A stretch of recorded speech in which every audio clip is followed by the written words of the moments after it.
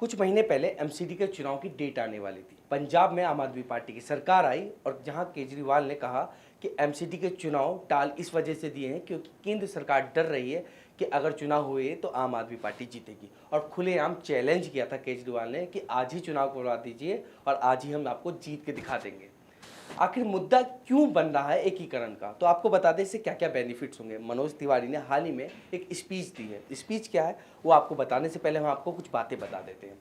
आपको बता दें कि एकीकरण में ये फायदा हो जाएगा, जो सैलरी रुक रुक कर लोगों की आती थी वो अब रुक कर नहीं आएगी।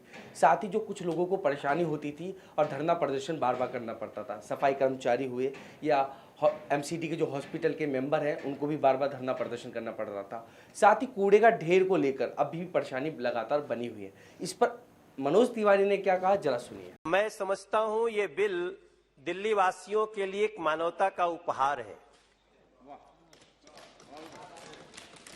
इस बात को समझने के लिए जो हमारे साथी यहां बोल रहे हैं उनको वो दर्द देखना पड़ेगा जब एक शिक्षक पढ़ाते पढ़ाते महीने बाद वेतन के लिए धरने पे बैठता है। उसके अपने बच्चों के दूध पिलाने और उसके शिक्षा के लिए भी समस्या आती है। ये इस बिल को समझने के लिए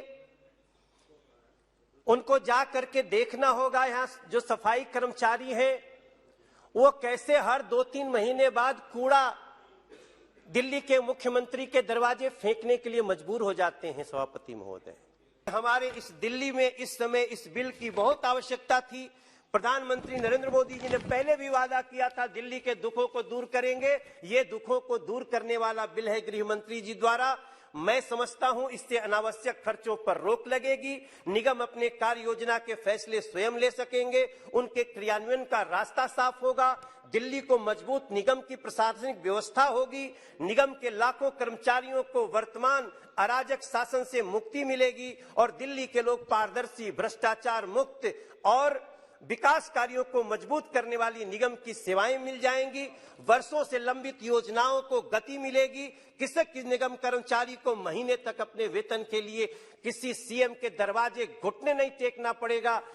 गृह मंत्रालय का, नरेंद्र मोदी जी का बहुत धन्यवाद करते हैं। इसलिए ये मानवता का उपहार है, ऐसा मैं मान के चल रहा हूं सर। आज दिल्ली की गलियों में खुशी बन रही है।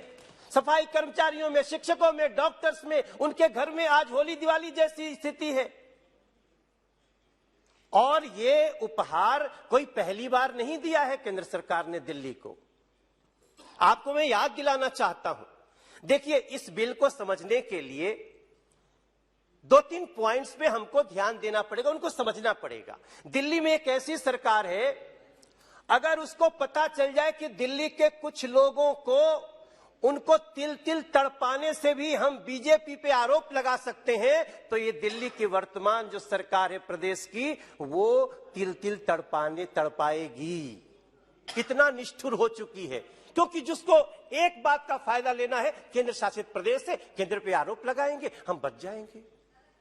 जैसा प्रवेश ने कहा, मैं उसको भी बताता हूं, जो दिल्ली में कूड़े के पहाड़ का निस्तारण कब होगा? निस्तारण अब होगा जब ये बिल पास होगा, तब निस्तारण होगा सर। उसी निस्तारण के लिए बिल आया हुआ है। तो जैसे कि आपने सुना मनोज तिवारी ने क्या कहा।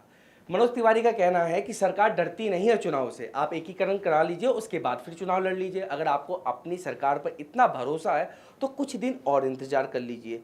तो आपको क्या लगता है कि क्या केंद्र सरकार जानबूझकर एकीकरण करा रही है या फिर जो आम आदमी के दावे हैं वो कितने सही हैं? अपनी राय जरूर भेजें और भी अपडेट्स के लिए बने रहे ऑथम न्यूज़ के साथ। धन्यवाद।